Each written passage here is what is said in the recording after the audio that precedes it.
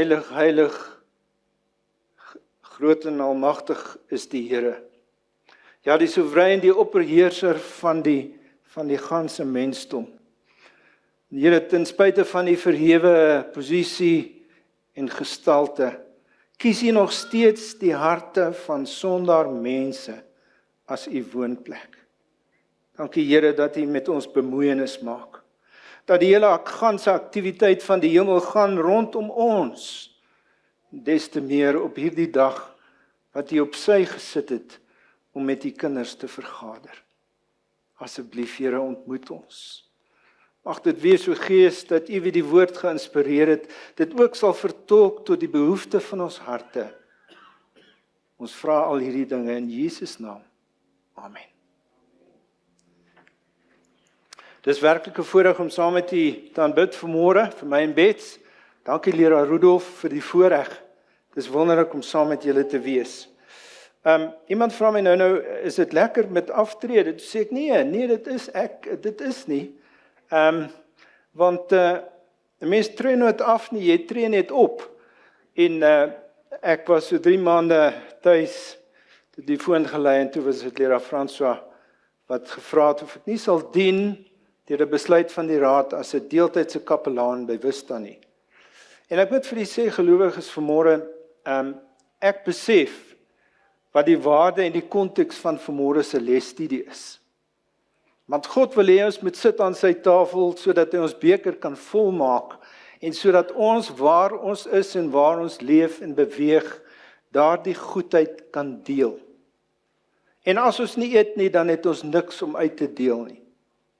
En ek doen tans 'n reeks oor die vrug van die Gees.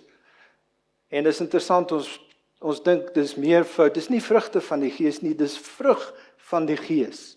Eintlik moes Paulus geskryf het, die vrugteslaai van die Gees. Want daar's soveel wonderlike samestellings en nuance van autentieke lewenstyle wat die teenwoordigheid van die Gees verteenwoordig. So ja, dis wonderlik om perspektief aan mense te gee wat net nie verstaan hoe alles begin het en waar dit gaan eindig nie. En dat daar 'n God is van liefde nie. Mag die Here ons seën. Onthou net, ons bly sy heeltydse geroepenis.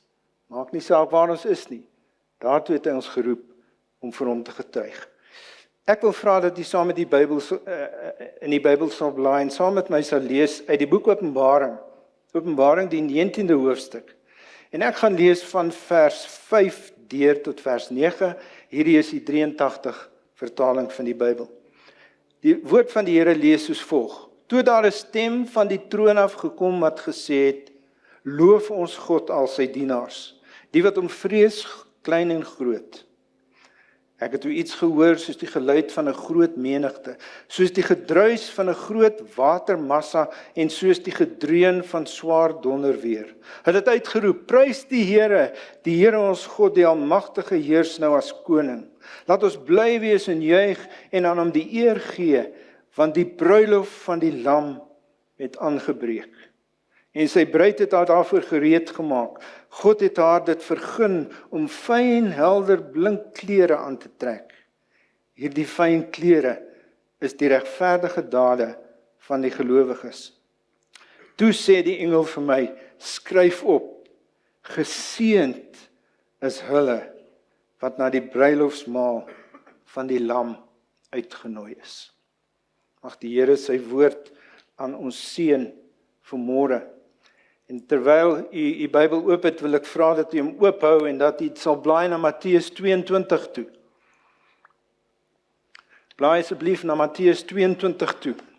En daar van vers 1 tot vers 14, want hierdie is die tema van ons oordeenking vanmôre. 'n Klein dogtertjie het vir die eerste keer saam met haar ma 'n troue bygewoon. En toe vra sy, mami, hoekom is die bruid se hele uitrusting in wit? En vir 'n oomblik het die ma gedink, toe sê sy, wel, wit is die kleur van vreugde. En toe sê die dogtertjie, mamma, hoekom is die bruidegom dan in swart aangetrek? Nou ja, ek wil nie daartoe gaan nie. Dalk moes hy gesê het, swart is die nuwe wit vir mans. Maar vanoggend hoor ons 'n storie van 'n troue, dit gaan oor klere, dit gaan oor 'n bruilofsfees, dit gaan oor 'n onbeskryflike maaltyd wat voorberei word. Dit het te doen met 'n uitnodiging, dit gaan ook oor 'n kleed. Dis een van die belangrikste en seker een van die mees dramatiese gelykenisse wat Jesus vertel het. En vir my persoonlik, terwyl ek hierdie boodskap voorberei het, is dit sekerlik een van die belangrikste boodskappe wat ek voel ek moet lewer. Hierdie gelykenis is relevant vir elke persoon, omrede dit 'n wye tydperk in die tydvlak van geskiedenis betref. Dit begin in die Ou Testamentiese tyd saam met die Ou Testament profete en dit strek verby die Joodse geskiedenis. Dit strek verby hulle bestaan selfs tot aan die einde van tyd. Uiteraard moet ons kyk na die historiese konteks en die toepassing daarvan. Maar weer eens wil ek sê dat daardie toepassing primêr is in die konteks, maar ook sekondêr het dit 'n effek op ons. Dit sluit alle mense in. Jode sowel as heidene, gelowiges sowel as ongelowiges, ja, almal van ons in die tydvlak van tyd, ook in ons tyd, ek en jy. Nou, die gelykenis bevat verskeie subtemas. Daar's verskeie nuances wat 'n mens maklik oorlees as jy dit vinnig lees. En 'n mens moet oplet. Maar die kruks hiervan is dit: ons word direk bepaal en betrek. En my reaksie en jou reaksie gaan uiteindelik bepaal of ons lewe of ons die dood in die gesig gaan staar. Nou kom ons kyk na die historiese konteks. Dit gee vir ons insig om hierdie gelykenis 'n bietjie duideliker te verstaan. Dis Woensdag. Dis die Woensdag voor die kruisiging van Jesus. Vrydag sal hy gekruisig word. Vir 3 jaar het Jesus die boodskap van die evangelie en die beginsels van die koninkryk aan die mense gebring. Vir 3 jaar het hy dit verkondig. Het hy gesê, ruiterlik, het hy die beginsels van hoe kinders in sy koninkryk leef gekommunikeer. Hy het kom vertel dat hy die Messias is. Hy is die vervulling van die profesie. Hy is die een wat hulle sal vrymaak van die gehate Romeine. Hy is die seun van God wat gekom het as die redder vir die wêreld. Hy het homself en sy koninkryk geoffer vir almal, vir Israel, sy eie mense. Die geroepenis van God. En nou het 3 jaar verbygegaan. 3 jaar het verbygegaan. Sy mense het hom verwerp, die godsdienstleiers is hom vyandig gesind en dit hom ook verwerp. En teen Vrydag sal hulle hom aan die Romeinse owerhede gee sodat hulle hom om die lewe kan bring, sodat hulle hom tereg kan stel. Nou gaan ons eendag terug na Dinsdag toe. Jesus het die tempel gereinig en die handelaars en die geldwisselaars verdryf en die tempel weer verklaar as die huis van God en die huis van en vir gebed. En hieroor was die skrifgeleerdes en fariseërs eintlik 'n bietjie suur geweest. Want hulle het ruimtelik onderhandel met die mense en handel gedryf en geld gemaak en geteer op mense wie nie diereoffers gehad het om te bring na die tempel toe nie. Dit was net so sy noodhuitjie, ons is nou terug by Woensdag. Jesus is terug in die tempel. En nou gaan Jesus iets van kernbelang aan die mense lewer. Heel waarskynlik sy laaste boodskap in die tempel voordat hy gekruisig sal word. Hy het gekom om die kern van verlossing te verkondig. En wat dit werklik behels om God te dien. Ook om die skyngodsdiens van die sogenaamde heiliges, die hoogheiliges, die skrifgeleerdes en die fariseërs bloot te lê. Groot skares was rondom Jesus gewees. Hulle het gehang aan sy lippe. Hy is die middelpunt van aandag en terselfdertyd voel die godsdienstige leiers eintlik bedreig en hulle voel dat die aandag op Jesus is en hulle hoor hoe Jesus praat van interne regverdigheid, hoe hy praat van ware verlossing, hoe hy praat teen dinge wat hulle eintlik nie verstaan het nie. Hy praat in teenstelling teen hulle eksterne godsdienst wat hulle eintlik aan die mense voorgehou het, met honderde reëls, hoogheilige, exhibitionisme, gedrag wat jy moet nakom, selfregverdigende dade. Hy was 'n bedreiging vir hulle voortbestaan en vir hulle teologie. Intimiderend probeer hulle Jesus dreig. Op watter gesag doen jy hierdie dinge? Sê vir ons, Rabbi, en wie het jou hierdie gesag gegee? Ons kan sien dat die gesprek en die aanmerkings eintlik baie verneig is. Dis kwaadwillig, dis bitter, en mens kan sien dat hulle die doodsplanne wat hulle vir Jesus beplan het, eintlik nou nog meer moet toepas en dat gebeur. En dan antwoord Jesus hulle, en hy doen dit deur 'n trilogie van gelykenisse te vertel. Hy vertel 3 gelykenisse na mekaar in die tempel, aan hierdie skrifgeleerdes, en die mense wat kom hoor het, wat hierdie rabbi te sê het. Die eerste ene vind ons in Matteus 21, 28 tot 32. En dis die gelykenis van die 2 seuns. Tweede gelykenis, Matteus 21, 33 tot 46, dis die gelykenis van die huurders en die wingerd. En dan die derde gelykenis in die trilogie, en dis die een waar op ons vanmôre wil fokus en ontleed, dis die gelykenis van die bruilofsfees. Nou in elk van die gelykenisse is die boodskap dieselfde. Is eintlik 'n finale boodskap wat Jesus bring met hartseer, maar tog 'n boodskap van oordeel. Julle het my verwerp. Al die Ou Testament profete het van my gepraat, al die wonderwerke wat ek gedoen het beaam dat ek werklik die seun van God is, dat ek die redder is, dat ek die Messias is.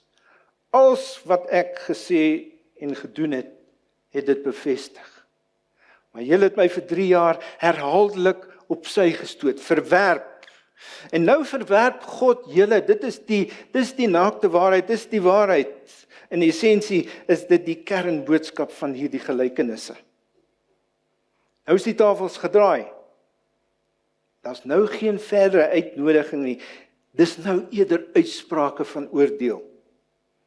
En hierdie sentiment bereik eintlik 'n klimaks op 'n baie dramatiese wyse deur die vertelling van hierdie gelykenis. Nou terwyl jy die Bybel oop het en voordat ons hierdie gelykenis gaan ontleed vanmôre, wil ek net by verklaring die rolverdeling in hierdie gelykenis met u deel. Die koning wat die bruilofsfees voorberei is natuurlik God die Vader. Die feesviering van hierdie groot bruilofsfees van die Lam is tot eer van sy seun Jesus. En dan stel die bruilof die huwelik van die mensheid met die godheid voor. En die liggaam op aarde wat die mensheid huisves is die kerk. En daarom skryf Paulus ook en verwys na die kerk as die bruid van Christus. Metafories verwys die Bybel na die kerk as die bruid van Jesus.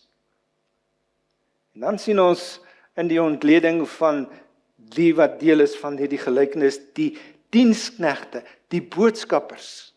Dis die evangeliedienaars wat die koning se uitnodiging aan mense bring. Dit is baie interessant as 'n mens kyk dat daar eintlik 3 uitnodigings was. Die oorspronklike uitnodiging is aan die Jode gegee deur die profete en deur die Ou Testamentiese profeseë. Met ander woorde, dit was messiaanse profeseë wat 1500 jaar vooruitgewys het na die koms van die Messias. Vers 3 is insiggewend. Hy het sy slawe uitgestuur om die genooides na die bruilof uit te roep. Die eerste oproep van hierdie gelykenis en eintlik in effek die tweede uitnodiging aan die Jode is gegee deur Johannes die Doper en deur Jesus en deur sy disippels. Hulle het almal verkondig dat die koninkryk van God op hande was. En dan die tweede oproep van die gelykenis vers 4. Is eintlik die derde uitnodiging aan die Joodse nasie. Dis gegee deur die disippels na Christus se hemelvaart. Hierdie uitnodiging word nog steeds aan die mense gegee deur die evangeliedienaars wat vandag nog die wonderlike waarheid van God se woord bring aan mense. En wat is die reaksie op hierdie uitnodigings? So wat? Raak my nie.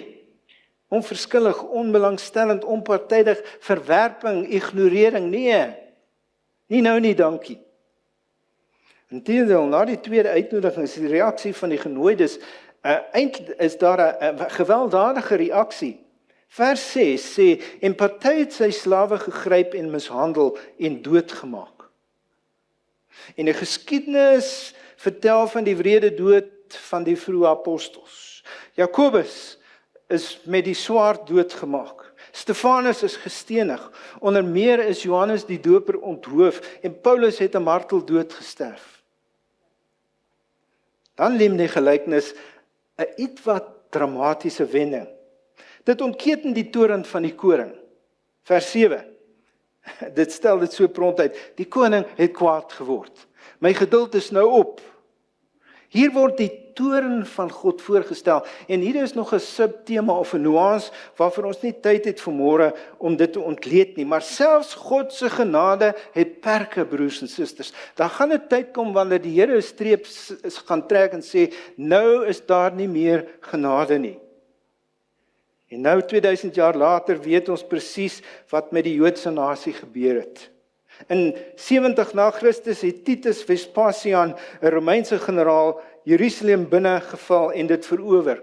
Die tempel is afgebrand, die simbool van die teenwoordigheid van God vir die nasie is verwoes. 1,1 miljoen Jode is vermoor en daarna is baie duisende in ballingskap weggevoer.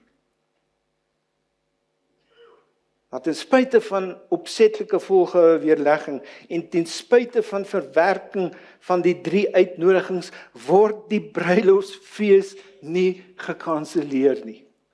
Dit word nie gekanselleer nie. Die koning roep dit nie af nie. Wel is dit julle houding is, kon hy gesê het, is dit reg met my? Traak my nie. Ek het my plig gedoen. Ek was nou my hande in onskuld en ek laat julle oor aan julle eie lot. Maar die koning se reaksie en die feit dat hy wil volhou, my broer en suster, wys vir ons eintlik toon vir ons die hart van die wonderlike God wat ons dien, 'n koningshart vol genade. Dis 'n koningshart wat aanhou probeer. Dis 'n koningshart wat onversettend volhard om die bruilofsgangers by die feesmaal te kry. En dan in 'n dramatiese wending en teen die verwagting verander die koning se opdrag. Vers 9. Gaan nou uit na die straathoeke en nooi soveel mense as wat julle teenkom na die bruilofsfees toe. Nou is daar nie meer diskriminasie nie. Dis die uitnodiging om deel te hê aan die bruilofsfees van die Lam word nou universeel. Dit word aan almal oorgegee. Almal kom net, maak nie saak of jy goed of sleg is nie. Daar's 'n fees, kom deel in die koning se feesviering. Kom sit aan die tafel, daar's plek vir genoeg, daar's plek vir almal. Vers 10. Toe het daar die slawe uitgegaan na die paaie en almal bymekaar gemaak wat hulle teëgekom het. Slegtes sowel as goeies en die bruilofsaal het vol gaste geword. Maar nou sien ons is daar so iets wat van 'n drama en 'n dilemma wat in die verhaal ontvou. Die bruilofsaal is nou gevul met goeie en slegte mense. Maar daar bestaan 'n protokol, 'n spesiale protokol wat die koning daartoe in staat stel om onderskeid te tref tussen sy gaste. Hy wil regverdig optree teenoor mense wat die moeite gedoen het om te kom, ja, selfs hulle wat dalk net nuuskierig was om te kyk wat aan die gang was. En sodat hulle ook dalk die bruilofsfees kon geniet. Die koning se voorvereiste vir toelating tot die bruilofsaal en feesviering behels net een ding.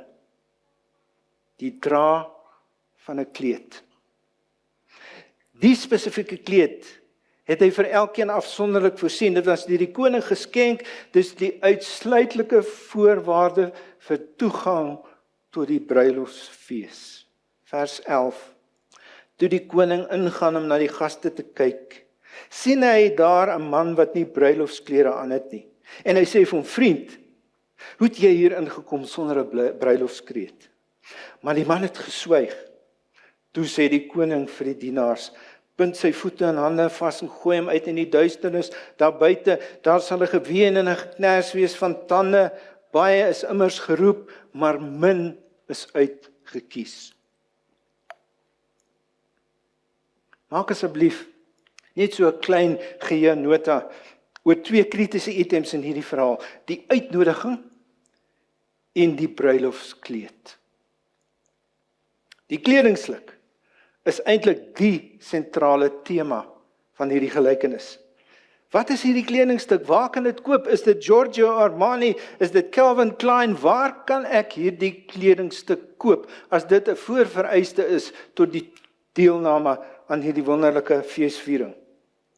En as 'n mens mooi daaroor nadink, dan is een van die prominente temas in die Bybel eintlik die van kleding en bedekking met klere. Nadat hulle gesondig het, Adam en Eva hulle naaktheid besef, hulle liggame is ontbloot en hulle het skaamte gekry. Instinktief soek hulle na breëblaarplante om hulle privaatheid te bedek, maar die vyeblaarbedekking het nie gewerk nie. Hulle het hulle geestelike kleed van hemelse onskuld verloor. As twee Ou Testamentiese verse wat beskryf hoe ons as sondaar mense lyk en hoekom ons bedekking nodig het. Die eerste een is Jesaja 64 vers 6. Ons het almal geword soos mense wat onrein is.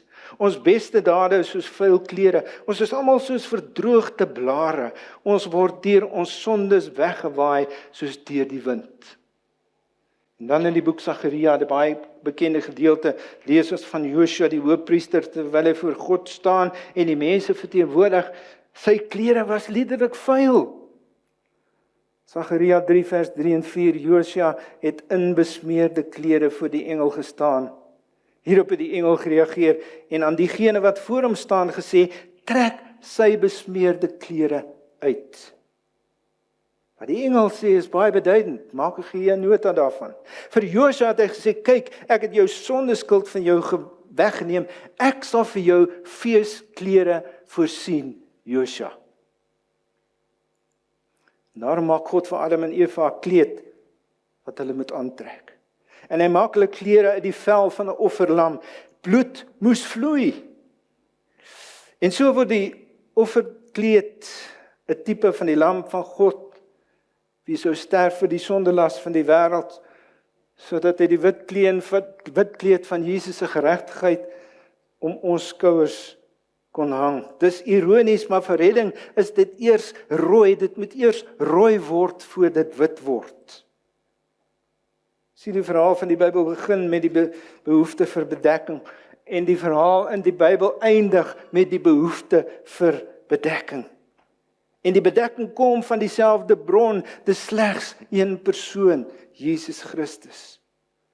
Daarom sien ons in triomf getuig die skare verlostes in Openbaring 7 vers 14, dit is die wat uit die groot verdrukking kom, hulle het hulle klere gewas en dit wit gemaak in die bloed van die lam. Dis eintlik 'n oksimoron, as 'n mens dit grammatikaal wil beskryf. Dis rooi wat wit maak. Wit is ongetwyfeld die kleur vir die hemel. Beide die Ou en Nuwe Testament maak dit baie duidelik dat die bruilofskleed verwys na die geregtigheid van God en dat dit vir ons voorgehou word alleen en uitsluitlik deur Jesus Christus. Jesaja 61:10, ek verheug my grootliks in die Here, my hele wese juig oor my God, want hy het vir my klere van verlossing aangetrek, 'n mantel van geregtigheid het hy om my gehang, asof ek 'n bruidegom is, soos 'n priester met 'n tulband, soos 'n bruid met haar versierings. En dan 2 Korintiërs 5:21, want hy het hom wat geen sonde gedoen het nie, sonde vir ons gemaak, sodat ons kan word wat? Geregtigheid wat in God is. Sien die bruilofsklere waarmee die Seun ons beklee, stel die rein vlekkelose karakter van Jesus Christus voor. En luister bietjie wat sê geïnspireerde skryfster in haar boek Gelykenisse van Christus, bladsy 3 en 2. Sy sê, hierdie kleed, wat op die weefstoel van die hemel geweef is, het geen enkele draad wat deur die mens bedink is nie. Christus het 'n volmaakte karakter in sy mensheid gevorm en hy bied aan om ons met hierdie karakter te bedeel. So medegelowige, u en ek wat hier leef in die 21ste eeu, wat sê hierdie gelykenis vir jou en vir my? Wat het dit met ons te doen? Wat het dit met my lewe te doen? Wel, kan ek voorhou vanmôre dat uit hierdie gelykenis wil ek voorhou dat daar drie groepe mense uitgewys word. Die eerste een wat ek wil voorhou is die groep mense, die genooides wie nie bereid is om die uitnodiging te aanvaar nie. Baie mense steur hulle nie aan die uitnodiging nie. En ons kan dit sien in die samelewing waarin ons leef. Wanneer die mense praat oor die Bybel en Bybelse waarhede en oor God, dan sal mense sê, dit raak my nie. Godsdienst is eintlik nie vir my nie. Ons leef in 'n selfgenoegsame wêreld, 'n innoverende wêreld wat oplossings bied vir elke knelpunt wat ons ontdek. Nee, dankie, ek het nie jou God nodig nie. Buitendien, julle sê julle dien 'n God van liefde, maar kyk bietjie na die wêreld. Is dit die werk van 'n God van liefde? Nee, dit kan nie wees nie. Ek stel nie belang nie. Nee, dankie. Nee, dankie. Dis kras, dis koud. En dis die reaksie op mense wat eintlik wreed onnigter is deur 'n wanindruk van wie God werklik is. En die duiwel is baie, baie gelukkig daarmee, want dit was initieel ook sy aantuiging teen God. 'n Wanindruk wat hy probeer skep het oor God. Dan is daar ander wat ek ken gee dat hulle nie eintlik nou tyd het daarvoor nie, dit pas my nie.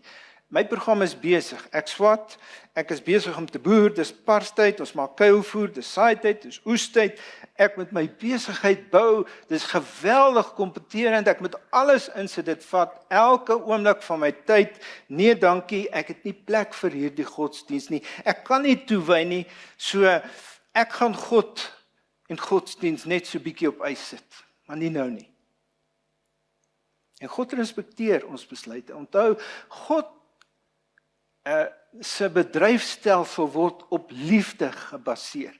En liefde respekteer besluite, liefde dwing nooit nie, liefde aanvaar. Het is hartseer dat God die wens van sulke mense respekteer en aanvaar. En dit gaan nog meer hartseer wees, wanneer die sulkes eendag dalk die verskriklikste woorde hoor, gaan weg. Ek ken jou nie. Ek ken jou nie. En dan lyk dit in vers 14, of die gelykenis iets wat kontroversieel afsluit. Vers 14, baie is immers geroep, maar min is uitverkies. Baie is immers geroep, maar min is uitverkies. Nou, wag so 'n bietjie. Lyk dit of God net 'n geselekteerde groepie mense uitgekies het, jou en jou, ek hou van julle, so ek gaan julle uitkies, julle gaan gered word. My broer en suster, daar is geen groter onwaarheid nie. Dis glad nie hoe God mense kies tot redding nie. Dis kalvinisties en dis nie Bybels nie. God het gekom sodat hy almal kan red. Sy plan is om almal te red. En aan die einde van tyd gaan ons die voorreg gee om God se boeke te kon audit en te kyk na sy weë en sal ons uitroep reg en regverdig is die weë o Almagtige. En ek wonder nadat alles verby is en dis nou maar net my menslike denke, wanneer die heelal dalk die plan van God se verlossing audit. Hoe gaan die syfers lyk? Hoe dink jy, is dit makliker om gered te word of makliker om verlore te gaan? En ek wil vir u sê, my broer en suster, God sal nie 'n plan voorstel waar die meeste mense nie tot redding kom nie. God wil hê dat almal gered moet word. Die uitnodiging na die bruilofsfees deur die koning is nou oop. dis universeel. Almal wat wil kom, almal het vry keuse om ja of nee te sê. Die koning het hulle nie verwerp nie, die koning wil hê hulle moet saam in deel in die feesvieringe. Nou, ons kyk na baie is immers geroep, maar min eintlik uitgekies. Maar God kies hulle wie gekies het om hom te dien. Dis voorwaardelik, broers en susters. God dwing niemand nie. Hy respekteer ons besluite. Hier is Jesus se realiteitsgreep. Matteus 7:13 gaan nou deur die noupoort in die poort wat aan die verderf lei is wyd en die pad daarin is breed en die wat daardeur ingaan is baie, maar die poort wat na die lewe lei is nou en die pad daarteen smal en die wat dit kry is min. Min wat tragies gehoor gee en wat daarvan instem om die uitnodiging te lees. En weet jy, ek dink ons gaan verstom wees hiernamaals om te kyk en te sien hoeveel keer het God toenadering tot mense gesoek om hulle te herinner om hulle lewe aan hom te gee. WhatsApps, boodskappe, telefoonoproepe, gesprekke, Bybel lees, preke luister. Klomp dinge in die uitnodiging kom word deel van hierdie bruilofsgastelys. Dink mooi daaroor. Dit het 'n ewigheidsimplikasie. En dan die tweede klomp mense, die tweede groep mense, dis hulle wie wil kom, maar nie eintlik volkome wil verander nie. Veronderstel dat ons nou ou verslete boemelaar het uit die strate uitkry, wat gou hier insluip, hier by die deur. En voordat ons hom sien, begin ons hom eintlik ruik. En hy staan uit teen hierdie pragtige geklede mense in hulle sabbatbeste. Nou wat is beter? Dat ons hom gryp en hom gou 'n oorpak aantrek oor sy vuil klere? Nee, dit gaan nie werk nie. Ons gaan hom nog ruik. Die beste is om sy klere uit te trek. En Sagaria beveel die engel aan dat Josua sy klere moet uittrek. En dan sê hy vir Josua, kyk, ek het jou sondeskuld van jou weggeneem, ek sal vir jou feesklere aantrek.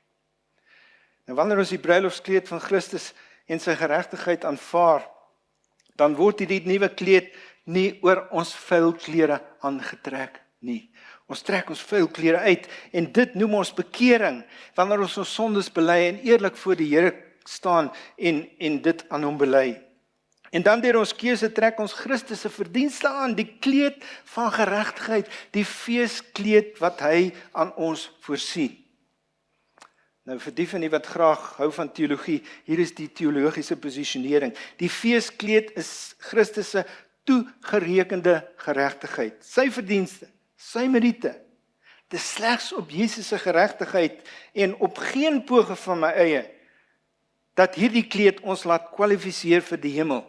Dis die enigste manier hoe ek voor God reggestel word, reg voor die Vader. Dis uitsluitlik die verdienste van Jesus wat die Vader aanvaar in my plek. Dan omrede ons met Christus beklees, ook so met sy toebedeelde geregtigheid. Dan begin ons 'n transformasie ervaar. Daar's 'n opmerkbare gedragsverandering in my lewe en wanneer ek die kleed dra, dan lyk ek meer soos Jesus. Ek praat meer soos Jesus. En baie keer wil ons vandag net vra, sal die regte Christen asseblief net opstaan? Want daar's soveel mense wat bely en sê dat hulle gelowiges is. Broers en susters, ons hoef niks te sê nie, ons hoef hulle net dop te hou. Ons hoef hulle net te luister. Wanneer mense opreg die kleed dra, dan kom daar onwillekeurige veranderings in jou lewe. En wanneer jy ingeënt is in die ware wynstok, dan is daai vrug van die Gees besig om te ontwikkel en hy wat die goeie werk doen, sal daarmee aanhou sodat ons meer en meer soos Jesus begin lyk. Dit is die werke waarvan die Bybel praat. Nie ons eie meriete nie, maar die werk van God in en deur my. En dit is hoekom ons die Bybel bestudeer, sodat ons die vrug kan deel met hulle daar buite, dat ons vir hulle 'n seën kan wees. Maar nou, 'n moontlike skokonthulling. Kan dit wees, as ons dood eerlik moet wees vanmôre, is die groter gros Adventiste gelowiges dalk in hierdie groep. Mense wie wil kom na die fees toe, maar eintlik nie heel hartig wil verander nie. Die Duitse teoloog Helmut Thielicke skryf oor hierdie vers en luister mooi wat skryf Thielicke. Hy sê, die feit dat ons van kleins af Christelik groot gemaak is, het die ironiese uitkoms gehad, dat dit die verwondering oor die God in wie ons glo, van ons af weggeneem het. Dis soos iemand wat langs die see groot geword het. As jou maatjies uit die biddeland kom kuier, kan hulle nie genoeg kry van die sand en die branders en die swem en die biljart en die son nie. Maar vir jou traak dit jou nie. Jy is dit alles gewoond. Ons kan so werk met God se genade. Traak my nie juis nie, ek is dit als gewoond. En dan hoor ons nie meer die wonder van die koning se uitnodiging nie. Dan word die bonatuurlike en buitengewone genade van God vir ons iets alledaags en iets gewoon. En dan dien ons God uit gewoonte of routine of bygelowigheid. Nie omdat ons bly en dankbaar is dat sy uitnodiging vir jou en my was nie, of nog meer wat sy uitnodiging aan my hom gekos het nie. Raak gewoon daaraan. Die wonder, daai gevoel, daai toegewydheid is nie meer daar nie. En die dieperlike vraag wat myself afvra vanmôre is, het ek dalk nie te gewoond geraak aan kerk toe kom nie, uit gewoonte uit nie. Of kom ek werklik omdat ek Jesus wil ontmoet? Vriende, vanmôre, hierdie gelykenis het 'n kritiese boodskap aan jou en aan my. Ons wie die Here al lang jare dien, wat name het op die boeke, wat baie jare deel is van hierdie gemeente. Hier is die kruks. Ons kan onsself so maklik misgis. Kom ek kerk toe uit gewoonte, net vir assosiasie, of kom ek werklik om gevoed te word, kontak te maak met God en die bediening deur sy Gees. Gelowiges vanmôre, daar is nie meer tyd om kerk te speel nie. Ek het aan die begin genoem dat hierdie boodskap seker een van die belangrikste is wat ek voorberei het, en hier gaan ek nou die rede daarvoor gee. Vers 11, toe die koning ingaan om na die gaste te kyk, sien hy 'n man wat nie bruilofsklere aan het nie. En hier vind ons nog 'n subtema wat uitkom uit hierdie wonderlike gelykenis. Die koning gaan kyk na die gaste.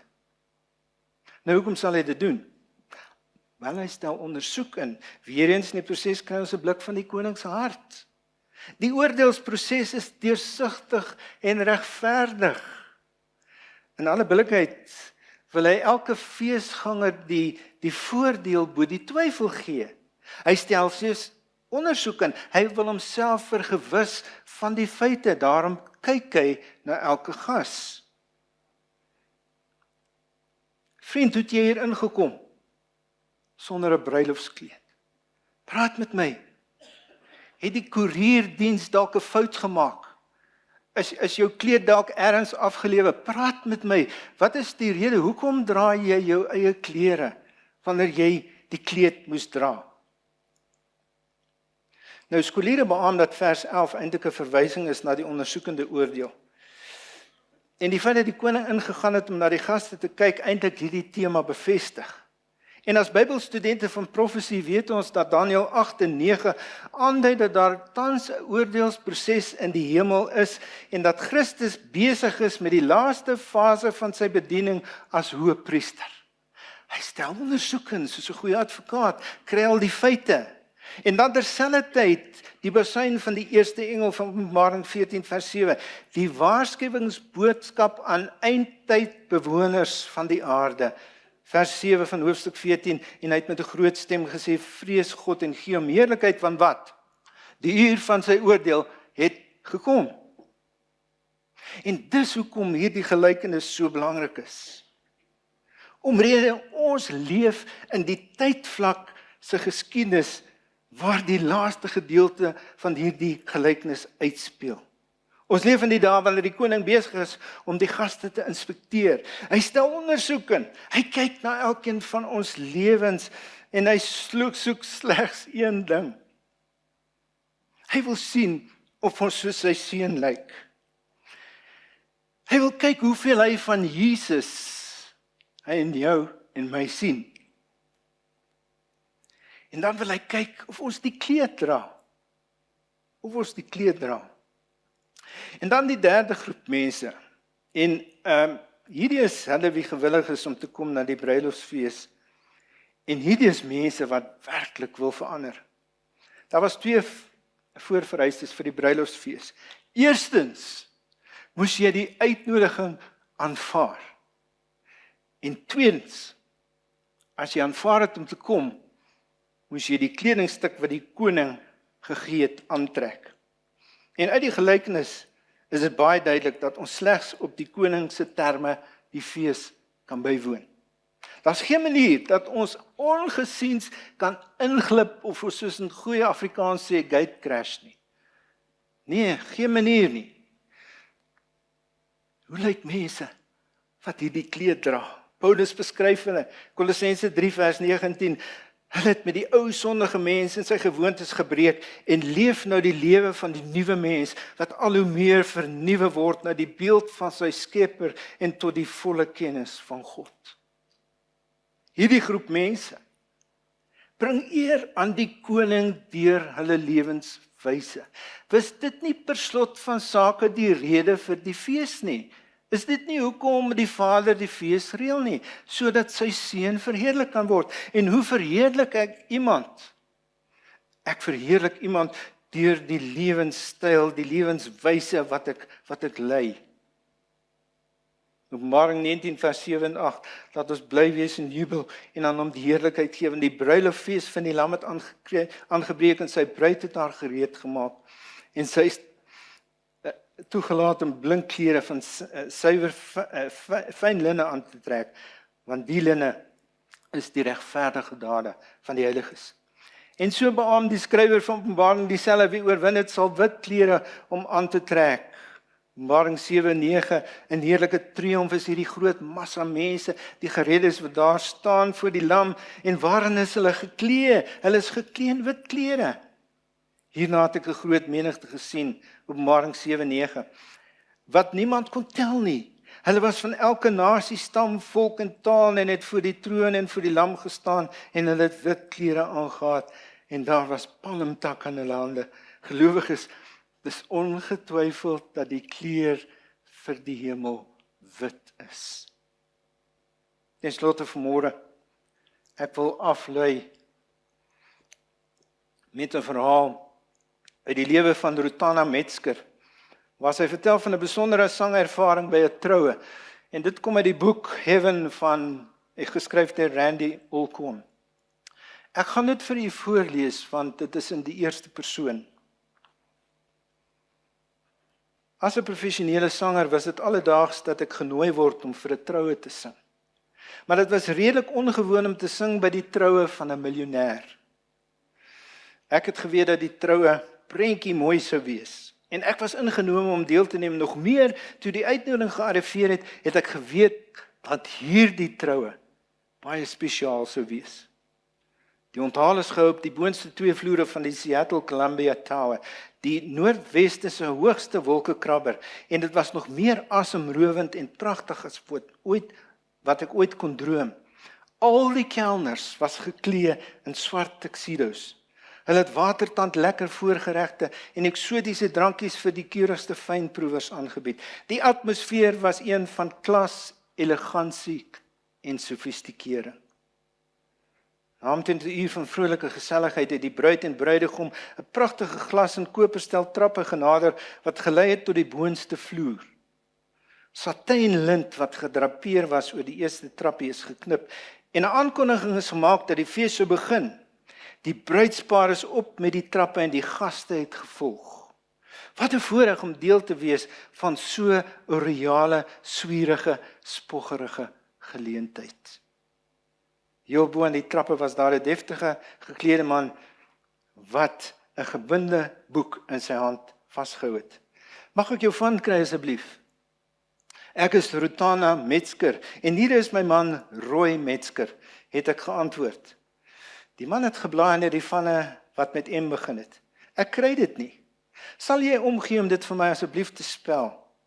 Ek het dit stadig en duidelik gespel.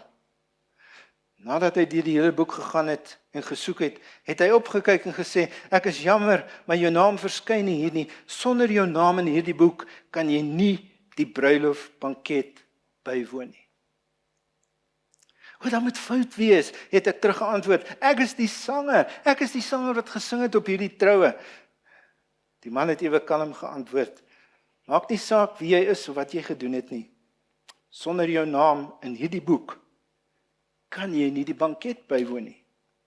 Terwyl ek om my gekyk het, het ek vir 'n oomblik oorweeg om na die bruidegom te hardloop om my saak met hom te bepleit, maar toe besef ek met honderde gaste wat onder by die trappies gewag het, dat die tafeltoewysing sorgvuldig deur die bruidspaar spesifiek aan gaste toegewys is.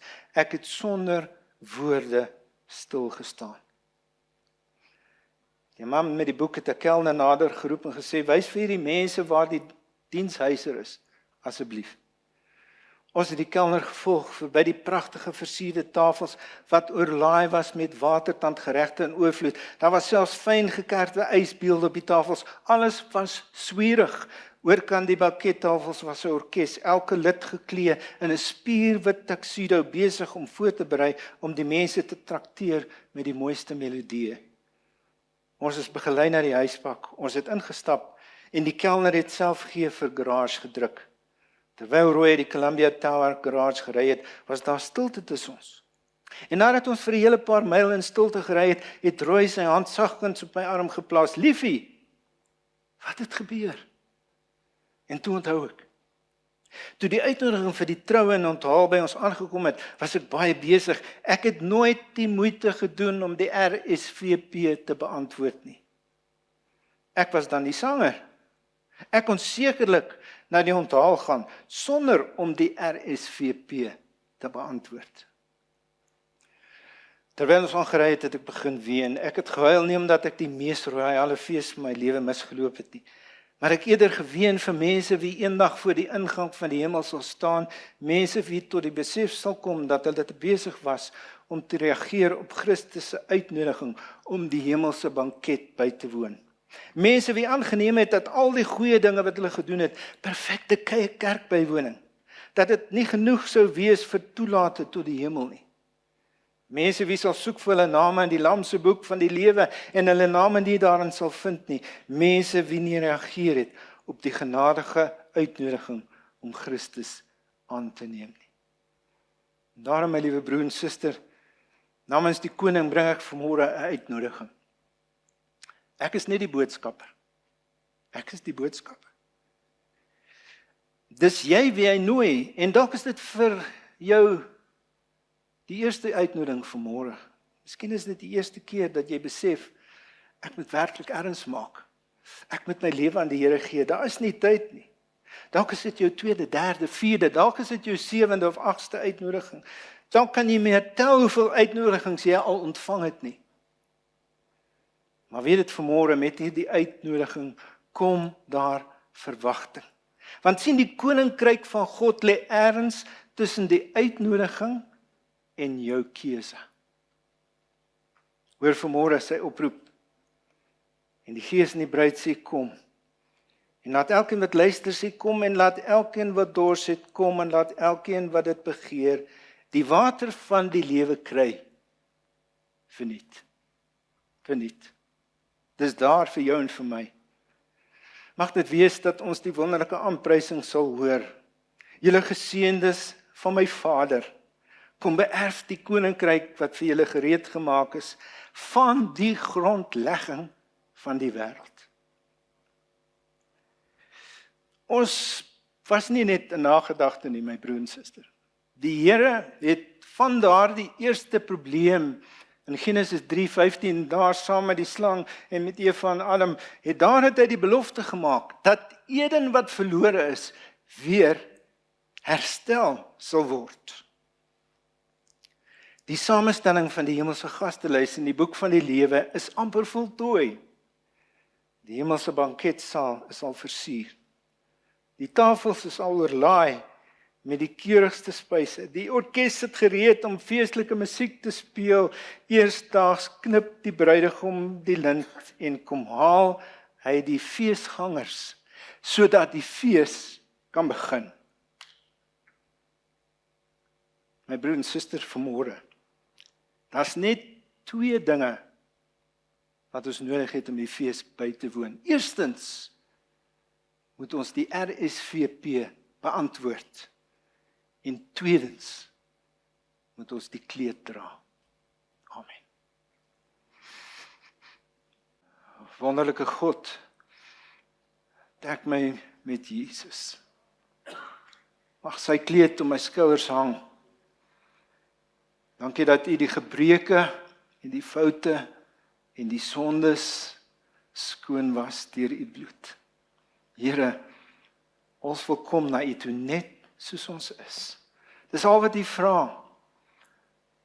Doen vir ons wat ons nie self kan doen nie. Skep vir ons 'n nuwe rein hart. Skep 'n nuwe gemoed in ons gees. Mag dit wees, Here, dat U in en deur ons sal leef en dat U die werk wat U begin het sal aanhou doen, sodat ons meer en meer soos Jesus sal wees.